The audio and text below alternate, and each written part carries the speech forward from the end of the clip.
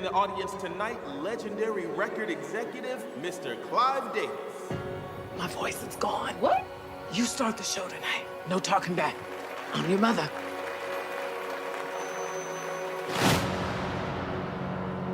There's a boy I know. He's the one I dream of. What's your name again? Whitney Elizabeth Houston. Wake up! Look at it. It's on. It's on. Listen. Well, I know if he really loves me. My dream, sing what I want to sing, be how I want to be. I say a prayer with every heartbeat. Reach as big an audience as I can. Common criticism of you, your music isn't black enough. Look, I don't know how to sing black, and I don't know how to sing white either. I know how to sing.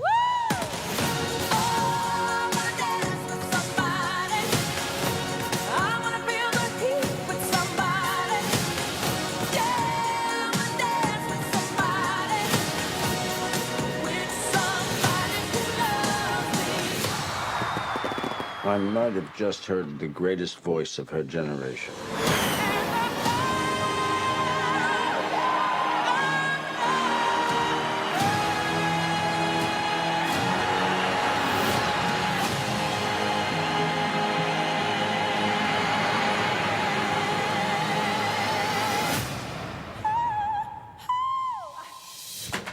Maybe. Maybe. It's got to have a hook. A hook? Yeah. I'll give it a hook. And now, the hottest match of the evening. Get ready for action! Here they come. Amazing! They're unstoppable, unbeatable. They have him on the ropes. The heat rises to the top. 1, 2, and 3. They're on fire! Chiladas. Fire up the taste of Belize with the new Chiladas crunchy tortilla taco chips in its hot chili flavor. Fiery habanero brings the heat. They're on fire! Chiladas. From Snackers, done right, done here.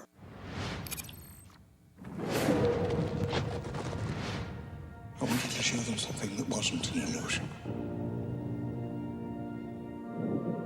Something that was real.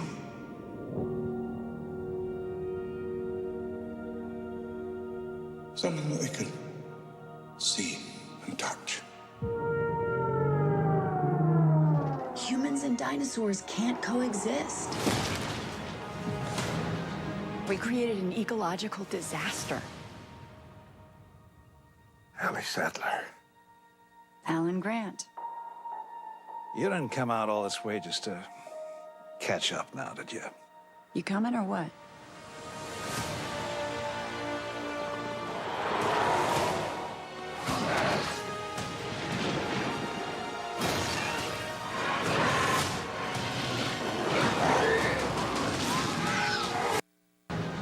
We created an ecological disaster. Ellie Sattler. Alan Grant. You didn't come out all this way just to catch up now, did you? You coming or what?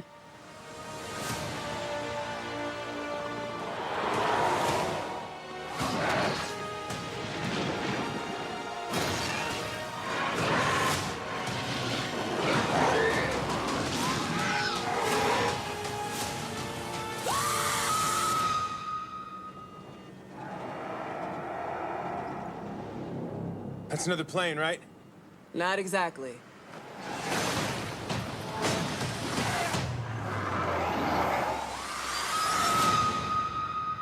Don't move.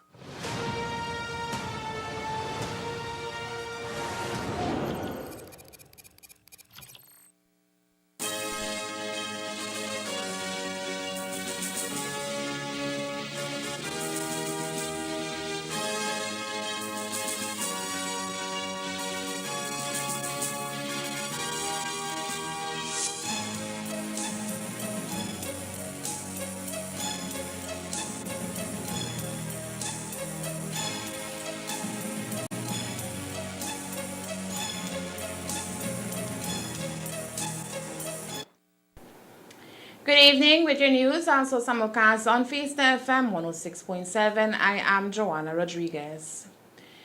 A 53-year-old woman from the village of Progreso in Corozal is tonight dead after she was fatally stabbed by her sister-in-law. The incident played out around 10:30 last night after the victim, Rosita Oliveira, her brother, and his wife, Emilia Chan, became involved in a dispute. Our news team was in the village earlier today, and Elmer Cornejo has the story. A young woman is behind bars tonight after inflicting fatal stab wounds to her sister-in-law last night around 10:30 p.m. in the village of Progreso in Corozal. What was supposed to have been a night of socializing turned into a bloody scene after Daisy Chan brutally took Rosita Oliveira's life. The heinous act was witnessed by Karen Romero, who was still in shock today when she told us what transpired early this morning. Mi tía me dijo que vaya a comprarle 6 cervezas Beliquín Beer y yo fui a comprarle 6 cervezas Beliquín Beer y estábamos acá con su mamá de ella, en esa casa estábamos metidos, no estábamos acá porque ellos estaban bloqueando acá entre pareja, pero después nos corretearon, nos quitamos, nos fuimos acá. Y ella vino, ella se había ido, que llamó al policía porque dice que su pareja de Bobo, William Oliveira, su señora Daisy López, y ella le empezó a decir que quería papel, de que lo iba a clavar a su marido, a su esposo, con un cuchillo, y mi tía dice que salió y ella le hizo así con la navaja que lo iba a clavar a ella. Y ella le dijo, yo no soy tu marido, le dijo, y ella después se molestó y le dijo que le dé sus papeles, ella no se lo quiso dar, entonces... ¿Qué papeles? Papeles, documentos de sus hijos, de ella. The incident has sent shockwaves across the community since reports suggest that Rosita was held down by her own brother, and as he did so, his common-law wife inflicted at least 7 fatal stab wounds on Rosita. According to Romero, the unfortunate incident stemmed from a case of domestic violence between Chan and her partner. While Oliveira tried to defend her brother, she ended up dead. Ella estaba bloqueando con su marido acá en la calle, estaban discutiendo y después, no lo puedo decir, tío, yo vi de todo. Entonces le empezó a decirle a mi tía de que no se meta, y ella empezó a bloquear y empezó a discutir con ella, y después ella salió y yo cuando yo vi de ella solo se levantó, ya estaba bañado en sangre, y su pareja que estaba con ella lo llevó adentro, acá pasó, y lo llevó adentro y lo ayudamos, le pusimos alcohol, le dimos un vaso de agua, y ella estaba diciendo que le dolía y estaba como diciendo con dolor, ¿no? Como que le dolía algo, y yo fui a llamar a alguien para llevarle para emergencia, para ver que alguien que le ayudara, y yo di la vuelta y fui a hablar a su tío, y ella estaba abajo, Daisy estaba abajo y Rosa estaba arriba, y su marido de Daisy tenía agarrado a Rosa acá, y cuando nosotros lo vimos ya lo vi de que estaba herida ya y con sangre, bañado en sangre. Entonces, su marido de Daisy le sostuvo a Rosa. Ajá, la tenía aguantada ella, y yo no sé si cuando su marido de ella lo aguantó, la clavó, yo no sé, yo solo lo vi porque yo solo espié nomás allá, y yo la vi de nomás y la ayudé, yo corrí acá, y ella hasta a mí también me estaba mostrando la navaja también, porque yo corrí, di la vuelta, y hasta a mí también me estaba diciendo que me iba a clavarme también. Ok, entonces después de eso, ¿qué pasó? Después de llamaron a la policía, vino la policía, ¿cómo? Pues yo no sé, porque yo solo me agarré y me fui para mi casa, me quedé atrás un rato con su hermano.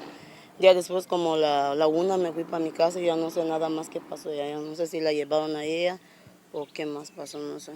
¿La policía la entrevistó a usted? No, no he hablado con la autoridad. While Oliveira's family now prepares to lay her to rest, police are trying to put the pieces of the puzzle together to solve this latest homicide. Elmer Cornejo, CTV3 News. Police have detained 25-year-old Emilia Chan. Oliveira leaves behind 1 daughter. On Sunday, July 9th, a special meeting was called by Martin Marshallek, the appointed administrator of the St. Francis Xavier. The purpose of the meeting was to present to the membership the findings of an investigation carried out on the financials and governance of the credit union. While the credit union is in good financial standing, as was reported by Central Bank, when the institution was stripped from its suspended general manager, Rafael Dominguez, board of directors, and other committees, the investigation revealed that weakness lies in its governance. During his presentation, the administrator reported that the union is deficient of basic but critical policies and procedures. The absence of a proper governance framework is a material weakness and represents a major risk to the credit union's viability. The critical management areas are major components which require strong oversight to enable the credit union to prudently invest member funds and deliver satisfactory returns. The credit union was fortunate to have revised its organizational structure in February of 2023. The last one was in February in 2018. The updated structure, however, eliminated the post of an assistant general manager and introduced the position of an operations manager whose purpose was to oversee the majority of the credit union's functions and its branches. Unfortunately, with the introduction of the operations manager and a lack of clarity as to the purpose of the change, all existing policies and procedures were immediately affected, since they called for an assistant general manager. The revised structure also did not include the creation of a human resources department, which was a corrective action by the registrar stemming from the examination findings. This is in spite of the fact that applications were sent out for a human resources manager, but it was not included in the organizational structure. Apart from these obvious issues, the previous and revised structure did not adequately address enterprise governance of the credit union. The structure allowed for branches to act as self-contained units so that adequate management and oversight of all their functions were not evident, and this required improvement. The structure, in part, allowed for central management of certain critical areas such as anti-money laundering compliance and information technology. However, this has proven to be inconsistent and mostly on a branch-by-branch basis. These deficiencies have existed since 2017, and while the general manager and board of directors were notified by the registrar for corrective measures to be set in place, it seems nothing was done. The structure also does not address the management of other critical areas, such as risk management, including areas and bad loan collection, liquidity management, finance and budget management, among others. My review revealed a need for a revised structure to include the establishment of a well-organized head office body that oversees the critical management areas of the credit union. This body will be able to provide management and the board with reports assessing the business of your credit union and with recommendations on how to improve performance. A revised structure has already been drafted that addresses the critical management areas and is currently being finalized together with a proper implementation plan. It was obvious from my review that the staff tried their best to grant loans, address arrears, bad debt collection, and securities management, despite their best efforts. Due to certain questionable practices, outdated and shallow policies and procedures, their efforts were not as effective. In all, my review revealed that while management and the board followed certain policies, procedures, and undocumented practices, there were frequent instances where policies and procedures were ignored or avoided without proper justification. These transgressions included lending on an unsecured basis, breaching repayment guidelines, careless assessments or an absence thereof, and lack of proper documentation. These basic substandard lending policies, according to the administrator, all contributed to a high number of bad loans and found the credit union in a quandary as profits had to be set aside for the loan losses. In the back of the booklet, you will note, as part of the supplemental, there was a table in the back that speaks to where your credit union is in relation to the amount of bad debt. As at the end of May, there were 697 accounts with a total value of $7.8 million worth of bad debt. As at the end of June, the credit union had to provide an additional $525,000 worth of provisioning to cover those bad debts. As at this moment, the credit union has had to provide close to half of those bad debts which were taken from profits. Legal advice has been sought regarding how these issues will be remedied and to provide guidance to ensure that future legal documents are prepared correctly. The credit union's governance and organizational structure are currently inadequate and have been a part of the reason why the various examinations and special investigation reports identified many weaknesses and raised concern about the viability of the credit union going forward. The governance structure also lacks proper management systems and security protocols and policies to ensure the security of all information assets of SFXCU. To fix that problem, an external consultant along with staff is already working on methods to improve the union's cybersecurity and are also developing policies and procedures to ensure the protection of data. Among the findings was also the lack of a proper business continuity plan, since the one in place is currently outdated and does not address the event of a disaster, including hurricane and even hacking. While the lack of human resources department is of concern too, so is the updating of union's bylaws, which was last revised back in 2003. The document is currently being reviewed for update as the bylaws governing the credit union is also being revised. While yesterday's meeting focused on the lack of governing procedures, the administrator also spoke on the financial aspect of the Constitution that finds itself in a precarious situation and urges the need of proper procedures. The credit union reported a surplus for March 2023 in the amount of $3.845565 million. And for the prior year, it was $4.720158 million. There was a decline of close to $875,000. The cause for the reduction in the surplus, what we did, you can view them, but we highlighted some of them here, which represents the major increases. The first of which is the total provision, which amounted to $1.7 million as opposed to last year of $1.4. This increase in provisioning is as a result of a deteriorating loan portfolio and is currently on the credit union books. The reason for this increase was described earlier. Capital requirement based on the surplus for the current period to March, the credit union opted to distribute the surplus as follows: 5% to the education fund, which amounted to $192,278, which is the maximum percentage that can be allocated to this fund under the Credit Union Act.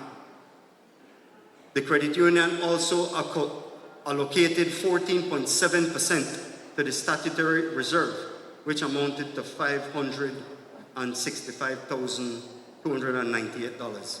The credit union had a strategy before where this would have been normally at 15% or more, but it was reduced in order to accommodate the proposed dividends and rebate that we have agreed to pay to members.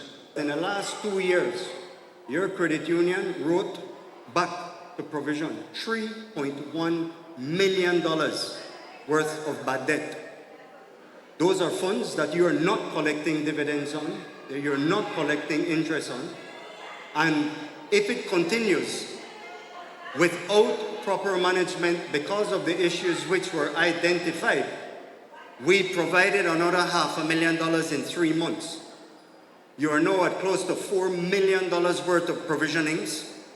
You have about little less than $8 million worth of bad debt, and because of the fact that all the security documentation and all the rest of it that you cannot collect on that debt, that's what you, every single one of you, will eat. Because what that is that's coming out of returns that you should have gotten. Those are the facts. It is of note that the services of the administrator have been retained for 12 months by the registrar with the proviso that he can extend the time of service if necessary. And yesterday, the man in the hot seat, suspended General Manager Rafael Dominguez, also attended the special meeting. While he was not allowed to speak after he stood up and tried to address the membership instead of asking a question, we were able to question him about the lack of proper governance within the institution. We know that, yes, there has been some deficiencies as to what he mentioned, weaknesses, as in any organization, even in the biggest credit union in Belize, right? Nevertheless, St. Francis Xavier Credit Union has been handpicked by the Central Bank of Belize. And in just few 6 to 8 months, they wanted the entire board and committees with management to have remedy the deficiencies, which are deficiencies that we have been experiencing since we know St. Francis Xavier Credit Union under the regulation of the Central Bank.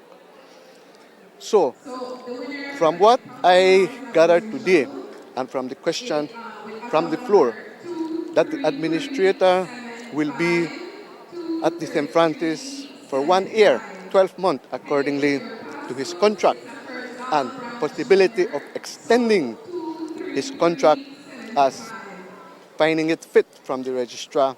I believe that is too many times. That is ridiculous for us to say to have an appointed administrator to sit at St. Francis Xavier Credit Union collecting a fat salary and benefits. You're saying that in 6 to 8 months they wanted every deficiency remedied. However, on the podium, Mr. Marshall mentioned that since 2017, these deficiencies have been known to St. Francis Xavier and the board. So why is it that it was not remedied from 2017? If it has been material from 2017, the Central Bank itself has gone and did 2 examination reports before the last of 2021.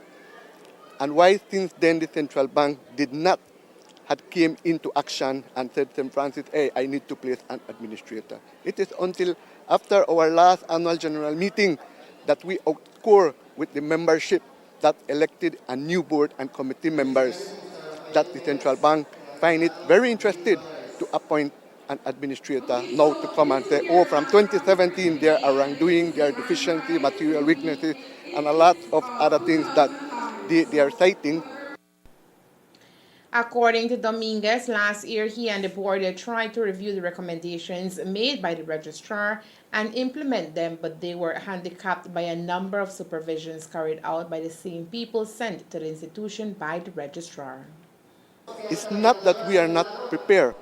We had outlined that on the table already when this new elected board and committee members had taken over last year.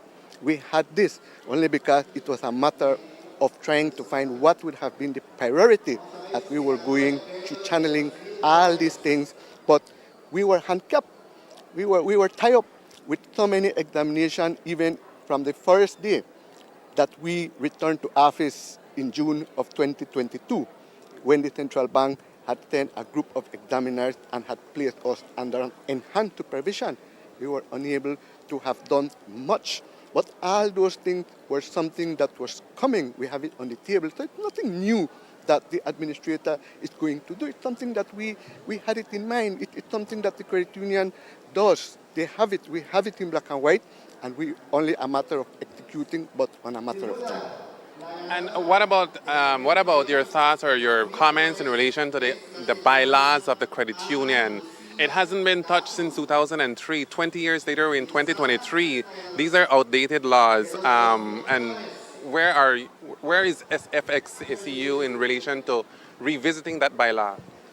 Again, policies and bylaws, we acknowledge some of them have been somewhat outdated, and we were working on that. As a matter of fact, what the administrator did not mention is that the Belize Credit Union League was being paid a handsome amount of money to have come and assist the credit union in updating all of our policies, including the bylaw, which was on the table. But again, we can see that not even the league was given enough time by the central bank for them to have come and assisted us to move forward with all these updated policies and bylaw. The next move for Dominguez will be to write to the registrar of the credit unions to find out about the monthly financial reports of the institution, which are no longer posted for members to view. I believe that me as a member, probably I should be writing to them to find out more about what they're expecting to do. Because the last time I was very interested in finding out about the monthly financial report of the credit union, which was something that was being posted in every office of the credit union for the members to be able to read and know the progress or the status of the financials of the credit union. To my surprise, that was completely removed from the eyes of the membership. And I had emailed the registrar, the administrator, concerning the interest of a member to know where the financial position of the credit union is based on a monthly basis. And he answered me back telling me that that should not be provided for the public, as only the audited financial report, which I guess was the one that was presented today, that does not help us in a deep, detailed fashion to know the credit union standing. Coming up next, a brazen robbery in the village of Calcutta. Stay tuned. If you're lucky, no matter what life hands you, you can always count on your closest friends to be there. Oh, thank you. My purse was exhausted. We are all blissfully unaware when our lives are about to change. Life is full of surprises. I'm ready to lose my virginity. Excuse me? I got the list. What list? There's a whole brouhaha at school about this MILF list. For real? Our lunchtime fodder is not usually this lowbrow, I swear. Really? Who have you been eating with? It's a big step up for Che and me. I've been having exit out of grief sex. It's just sex. Through all the chance that you've been out there, men have feelings too. Life's too short not to try something new. And just like that, I realized some things are better left in the past. But maybe not everything.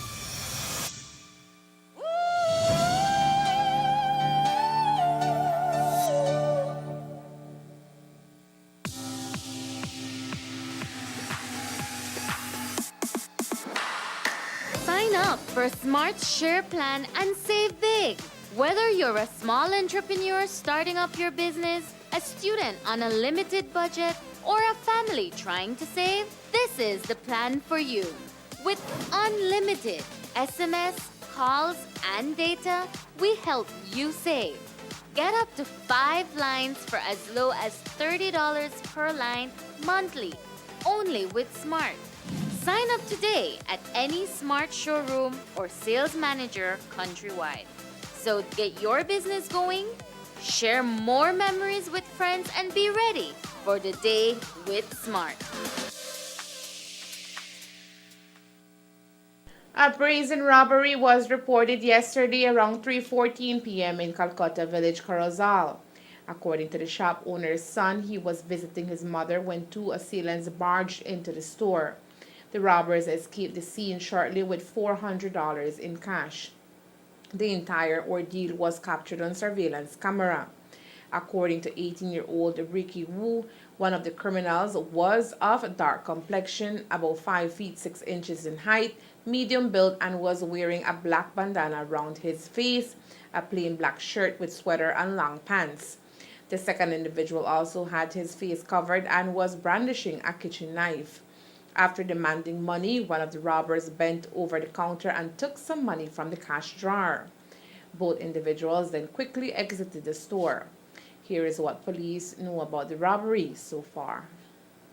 Okay, on Sunday, the 9th day of July 2023, around 3:14 p.m., police responded to the report of a robbery at Calcutta village. Upon arrival, Ricky Wu, 18 years, reported that he was at the store attending to customers and he was assaulted by two male persons, one armed with a machete, the other with a knife, who proceeded to rob him. They stole an undisclosed amount of cash and thereafter made good their escape. We have reviewed video footage and we are looking for two suspects in regards to this robbery. Police are now looking for Brandon Aldana, aka Big B of Calcutta Village, and Alvaro Valdez of Calcutta Village. We visited Wu today in Calcutta, but he declined an interview because of fear that the robbers may be back and cause him harm. The matter remains under investigation. There is still much to talk about the infamous Portico definitive agreement. It is a live issue that persists in this and other newscasts. The most recent revelation is that of the legal opinion delivered to the government of Belize by international attorney at law Ben Juratowicz. The lawyer in April of this year told GOB that the definitive agreement was unlawful and unenforceable. But still, the document was sent to cabinet for approval but was rejected by those around the table. While Prime Minister John Briceño tore up the agreement inside the House of Representatives, the fact that the document was presented to cabinet even after GOP was informed that it is non-binding is raising eyebrows in some sectors. At an event in Belize City yesterday, Prime Minister John Briceño gave a short comment on the legal opinion. What has happened is that unfortunately Ben Jurasovich, senior QC, misunderstood what was asked of him. So when our legal minds looked at it, basically told me, Prime Minister, don't waste your time, don't read it. They misunderstood what was being asked of them. So we asked Senior Counsel Mendes, Douglas Mendes, who better understands the Caribbean and Belize. And then he took a deeper look into it. And then he made the opinion that he believes that the minister did have the legal authority to do it. But I think that we need to move on from this because we took it to cabinet, and yes, we prepared everything because that's what we do to cabinet. And but right there in cabinet, within 15 minutes, we decided that we don't want to proceed this way. And so I told cabinet, I pulled it back. I said, I'm pulling back this paper, and I instructed both Minister Mala as the Minister of Tourism and Minister Koi as the Minister of State in the Ministry of Finance to meet with all the parties and to come up with something different and something new and something that is going to be more palatable to everybody and that can meet the legal requirements in making such a big investment. They're working on that, and I'm hoping that within the next few weeks we will be able to present something that can move this project forward. In a release issued on Friday, the government states that it is aware of numerous defamatory video ads being broadcasted by various media stations, along with news reports and commentaries by UDP political operatives, spreading gross misinformation and falsehoods concerning certain members of cabinet and its deliberations on the matter of the Portico agreement executed under the former UDP administration. As such, government decided that it is best that the legal opinion of Mr. Douglas Mendes, SC, concerning the agreement provided on the 4th of May 2023 be formally released to the public forthwith for its own perusal. In the release, GOB clarifies that it was on the basis of the advice of Mendes that the cabinet paper concerning the UDP Portico agreement and the accompanying draft bill was prepared and presented to cabinet in the form that was submitted. Among other things, contrary to the false assertions made by UDP political operatives and broadcast by certain media houses, Mendes opined that the agreement plainly falls within the Portico of the Minister Erwin Contreras, who signed the agreement. This has two consequences. It supports the view that the minister, Erwin Contreras, had implied actual authority to enter the agreement on behalf of the government and the ostensible authority to do so. He further continued that the agreement cannot be invalidated on the ground that the minister, Erwin Contreras, did not have the authority to execute the agreement on behalf of the government. The opinion also highlighted certain provisions of the agreement that should not be given the force of law. Of note is that despite the Mendes opinion, Cabinet nonetheless rejected the request set out in the paper in the public interest. The cane price estimate for a second payment for the 2023 crop is out, and for BSI ASR, it's a sweet deal. According to the company, the second payment is to be made on July 29, 2023, and is based on a cane price estimate of $70.22, the second highest since 2000. Based on a first cane payment of $43.63, the second payment will be an average of $20.10 compared to last year's average of $16.91, marking an increase of $3.19 per ton of cane. The company says the increase is due to its investments at Big Creek and expansion of DC sugar production combined with improved market prices. Today, 8 students from Libertad Village in the Corozal district who will be entering secondary and tertiary level institutions receive scholarships courtesy of the ADA Scholarship Program in Honolulu, USA. The foundation has been assisting students in Belize 2 years consecutively, and this year they awarded each student with $350 to alleviate their education cost. We spoke with Ada Tamayo. I started this program last year. I actually did it in memory of my mom and dad who passed away. Last year we did 5 students, and since then I just decided that I'll keep doing it every year for the students back home. I'm no longer living in Libertad, but I was born and raised there, so I know how hard it is for students to go to school, for the parents to find that money to, provide for the kids to get an education. It's a process. Like, we would hang up flyers, like my helper back in Libertad, Lilian Roches. We would work together and make flyers up, and we would, I would have her stick it, in the little shops back home.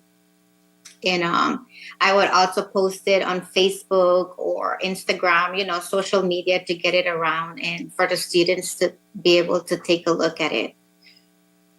How many people applied this time?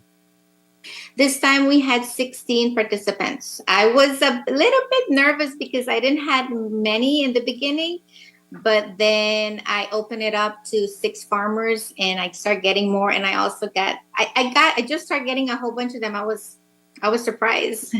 We're giving $350 scholarship for each student, and they can use it towards their tuition, uniform, books, or whatever they can use the money for. I know it's not a lot, but I'm pretty sure that every little bit helps in one way or another.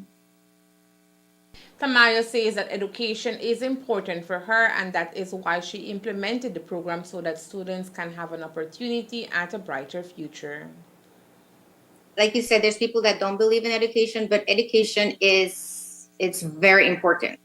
I came to the U.S., I studied to become a registered nurse, and I just feel that by me giving the scholarship to these kids, I'm opening more opportunity for them, so education is the key to a lot of stuff.